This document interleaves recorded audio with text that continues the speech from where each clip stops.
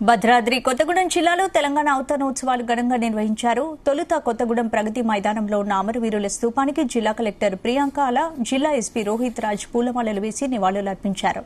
అనంతరం కలెక్టరేట్లో జరిగిన వేడుకలో కలెక్టర్ పోలీస్ గౌరవ వందనం స్వీకరించి జాతీయ జెండాను ఆవిష్కరించారు. ఎందరో త్యాగతనుల ప్రాణ త్యాగాలతో ఎన్నో ఏళ్ల కల సాకారమైన రోజన్నారు కలెక్టర్ ప్రియాంక.